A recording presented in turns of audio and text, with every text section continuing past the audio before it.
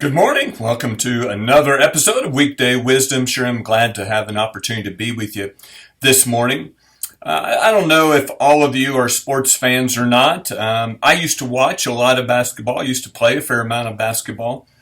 And it's always interesting to me, especially when I'm watching professional basketball, how the players throughout the game, it starts off in kind of a rush, but then they kind of very quickly just sort of settle in to a rhythm. As a matter of fact, sportscasters often talk about how the teams settle into the rhythm of the game. A much slower pace than the beginning and the end, probably less concentration than the beginning of the end, less focus.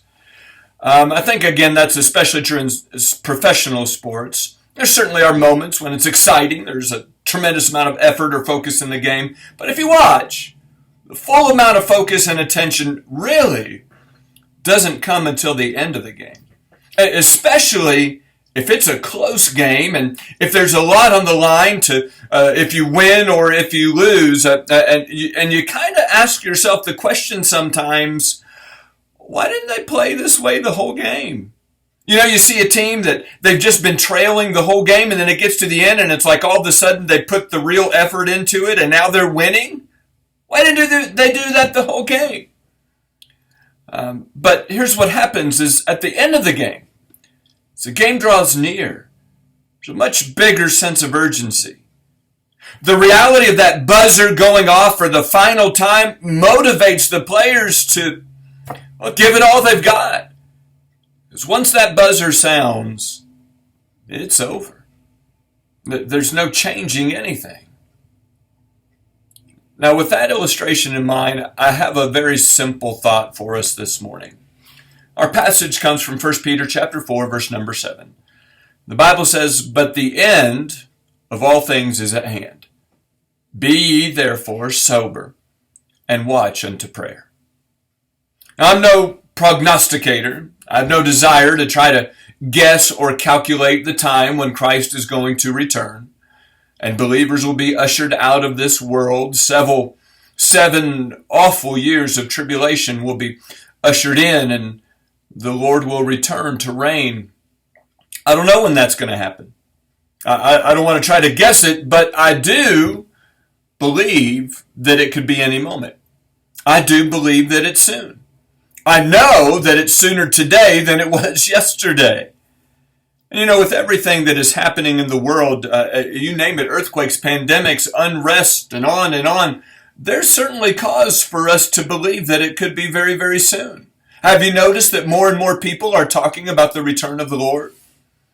The truth is, though, as believers, we're supposed to live every day in light of the reality that Christ could return at any moment. And unlike the basketball game illustration, we're not supposed to go through long stretches of time in the Christian life in which we're not really fully engaged, not really fully paying attention to what's going on, not giving it everything that we can. Instead, as our verse explains, we are to live today as though the Lord could return today, and therefore we're to be sober. We're to be serious-minded. We're to be alert concerning the things that are taking place in our world around us, but also in our own lives. Christian, are you alert? Are you awake to what is happening in your life, in your family, in your church? We're to be sober. We're to watch like a sentry. We're to be on guard. On guard, I think, for complacency, against complacency. On guard against division that arises within our church and within our families. On guard for deceit that could creep in and steal us away. And then thirdly, we're to be prayerful. Christian, now more than ever, I believe we need to be in prayer. We need to be in prayer for our nation. We need to be in prayer for one another. We need to be in prayer for our church. We need to be praying for the lost. As I consider that basketball illustration again, I have watched a lot of basketball, but I also used to play a fair amount of basketball. Now, I can remember being on the bench at the end of some very, very close games, watching everything that was taking place, being tense, being nervous, worrying about the end result. Are we going to win? Are we going to lose? You know, I see a lot of Christians in that place right now.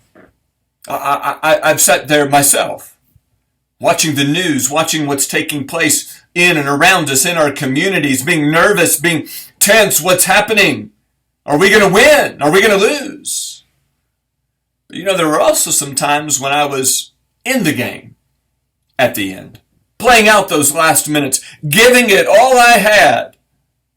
You know, I'd rather be in the game than on the bench. There's no question the end of all things is at hand. Maybe not today, maybe not tomorrow, but it's near. The Lord could return in the clouds to take us home at absolutely any moment.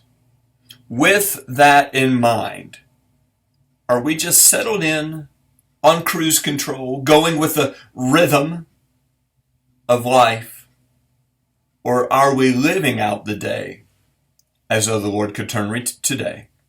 Are we sober, serious-minded? Are we watchful? Are we prayerful? Pray that's an encouragement to you today. Let's get in the game. Let's get off of the bench. Let's trust the Lord to strengthen us through these last days. Trust that's an encouragement for you. Look forward to seeing you again tomorrow. God bless.